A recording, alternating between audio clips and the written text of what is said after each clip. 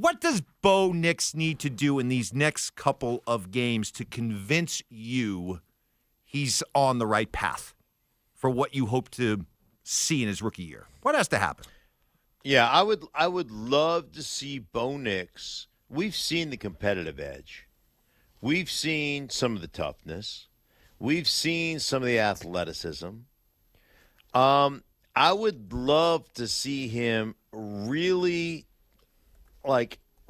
have his feet slow down and really just operate from the pocket. And we saw some of that. I think Stoke did a great job of talking about what we saw in the second half of that game, those 2 touchdown drives, the way Bo Nix played.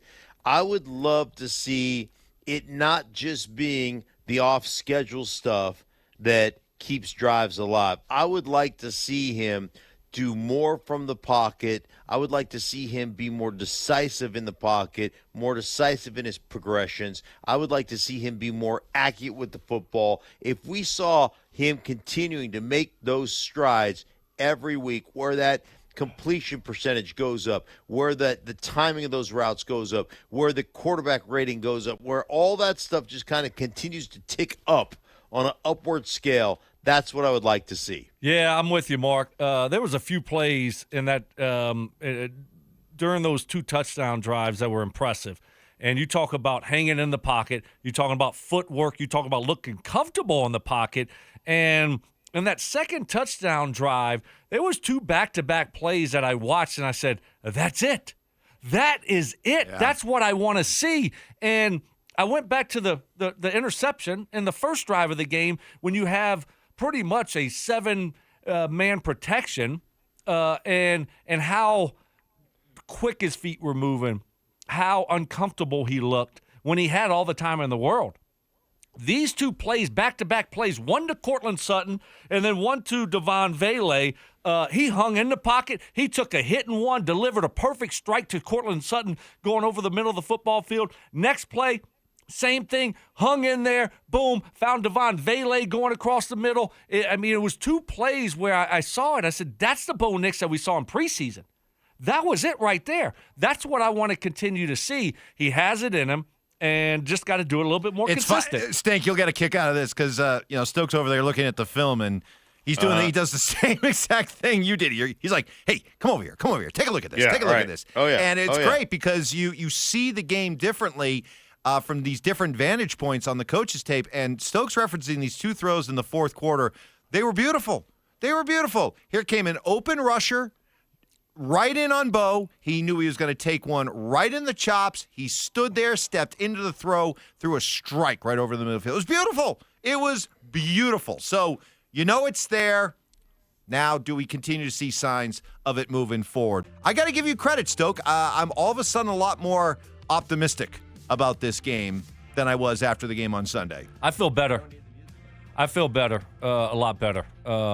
After watching what I watched in the fourth quarter and watched how Bo handled himself. I do. I'm really looking forward to the game. I'm looking forward to seeing how they plan to use Bo and this offense and what their game plan is going to be and how they're going to try to attack the New Orleans Saints. But I'm much more optimistic about Bo than I was when I left that football game on Sunday, and it did not feel good. I mean, you looked at we talk a lot about the stats there in the first half, and through 3 quarters, you have the stats. I mean, it was really bad. I mean, this is brings you back to the 1960s passing attack when you throw for 20-something yards. Or Tim Tebow, yeah. And it was, here are the numbers, and that's why this giant flip in numbers is what led many people, including myself, to believe that what we saw in this air quote, comeback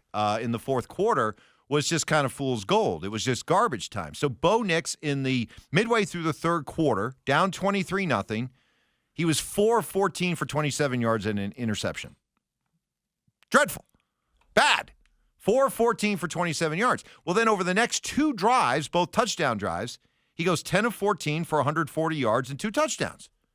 Flip the switch. And it led, I think, common sense-wise, for a lot of us to just say, the Chargers went into the dreaded prevent, and they played soft coverage, and those numbers, don't pay too much attention to those numbers. But you chose to put the numbers aside, do the eye test. You looked at the game film of those 2 touchdown drives, and you came away impressed. Why?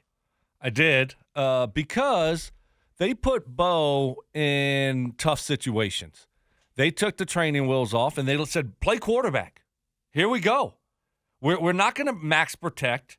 We're not going to keep 7 guys in to help the offensive line. We're not going to chip every play. Now, they did it some plays, but not every single third down or they chip in and helping these tackles out. We're going to play a lot of 4 wides here, and we're going to get guys out in the pass pattern for you, Bo. Good luck. See if you can adjust. And I watched the Chargers. Chargers are blitzing. They're bringing 5. They're bringing 6. And then they're dropping back sometimes. But we're getting guys out in the pass pattern, unlike we were doing earlier in the game. And all of a sudden, we start moving the football. Yep. And it wasn't because the Chargers just said, here's free yards. Here, Bo, go ahead. We don't care. No. That was a bad misconception. Yeah. Did I do that? Say that right? Misperception. Well, then why'd you say yeah? I think you could use misconception, too. Oh, okay. Either one of those. Either one, I think.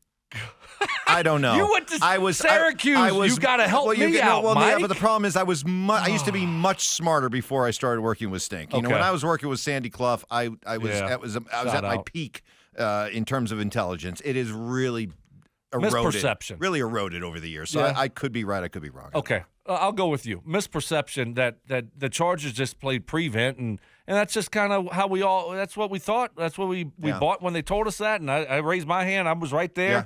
And that's not the truth. They were playing real football. They didn't want Bo Nix to have success. They didn't want Bo Nix they wanted to keep him at 24 yards. They were blitzing him. He did a great job of getting out of some tough situations, and he got hit a few times. And they do need to clean up some things when it comes to protections. I mean, there was one. I mean, I could tell you what they needed to do. I told you. And I was awful with protection. I look at Peyton. Huh? Who? Tell me who. Who do I need to know? What do I need to do? Okay, thank you, Peyton. Because I didn't know what these scat and jet and all these protections meant. That was above my pay grade, Mike. Why are you laughing? Because you study the playbook, Stoke. Dude, did you know all that stuff is confusing, man? When how many they got to bring, and then if it's this way, it's very confusing. Okay. But in this situation, you have 5 offensive linemen. We have 4 wide receivers. Okay, they have 5 defenders up front. Okay, you could tell the guy that there was nobody all the way on the left side, on their left side. Your problem. That's what you want to protect. Your problem. Well, they had 3 to our left, to their right. Well, we need to slide the line to our left to give us protection in case that guy blitzes. We didn't do it. He came free, but Bo Nix made him miss. Little things like that they have to clean up. So here's the $90 million question, what they're paying Sean Payton. Desperation forced them to play that way and for him to take the training wheels off Bo. Yes. And you liked what you saw. Loved it. The question is, going into the game tomorrow night, game planning, all that, starting with a 0-0 score, does he coach and let Bo go?